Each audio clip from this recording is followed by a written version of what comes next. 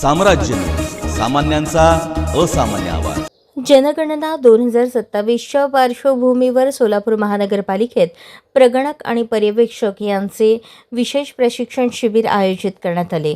हुतात्मा स्मृती मंदिर येथे पार पडलेल्या या प्रशिक्षणात जनगणनेच्या संपूर्ण प्रक्रियेची सविस्तर माहिती देण्यात आली. यावेळी उपस्थितांना सांगण्यात आले की देशाची 16वी जनगणना असून भारताच्या 155 वर्षांच्या जनगणना परंपरेचा भाग आहे. मागील जनगणना 2018 दरम्यान पार पडली होती.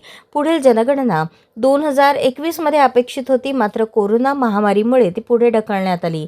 त्यामुळे आता 2026-27 या कालावधीत जनगणना ही प्रक्रिया राबवण्यात येत आहे. यंदाची जनगणना पारंपरिक पद्धतीऐवजी पूर्णपणे डिजिटल प्रणालीद्वारे केली जाणार आहे.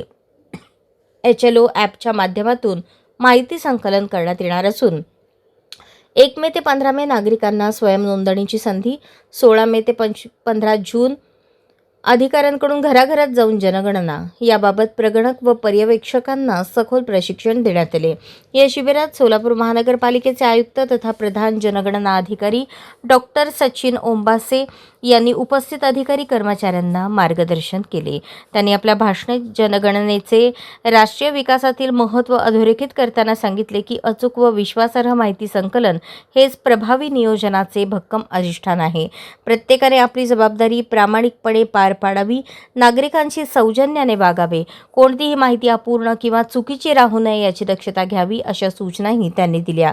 नागरिकांनीही जनगणना अधिकाऱ्यांना सहकार्य करून अचूक माहिती द्यावी असे आवाहन केले.